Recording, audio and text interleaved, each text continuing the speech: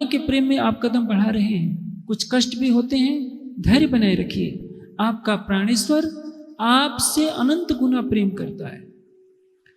यदि आप 1 घंटे उसको याद करते हैं तो याद रखिए वो 24 घंटे आपको देखता रहता है।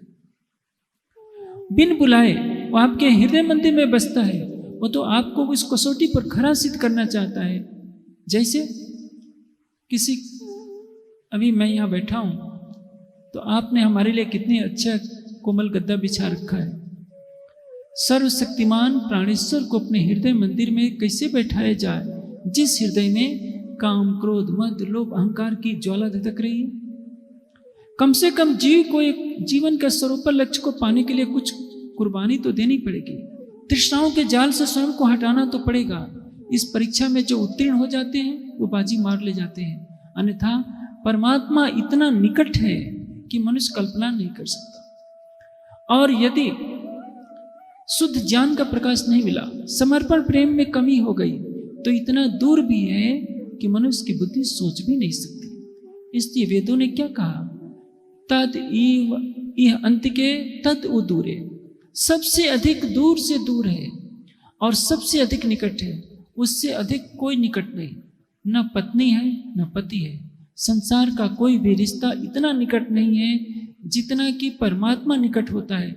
लेकिन बच्चा गिरता है, माँ को याद करता है, पिता को याद करता है, परमात्मा को कोई बिरला याद करता है। परमात्मा तब याद आता है जब मौत पास आ गई होती है। लगता है कि कोई संसार का संबंधी तो मुझे बचा नहीं पाएगा, अब मरते समय उस परमात्मा को याद कर लो। यही तो सबसे बड़ी भूल होती है। सारी जिंदगी खो दिया संसार के रिश्तों में, मरते समय उसको याद करने से क्या होगा। याज्ञवल्क्य की वार्ता चल रही है गार्गी से। जनक का दरबार लगा हुआ है। गार्गी पूछती है कि सबसे बड़ी हानि क्या है इस संसार में।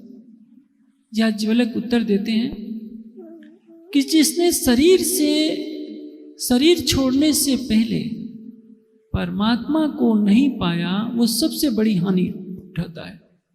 यानी जीवन का स्वरूप लक्ष्य है अरबपति बनना नहीं, इस पृथ्वी का चक्रवर्ती सम्राट बनना नहीं, ये तो सब यहीं का ही रह जाएगा।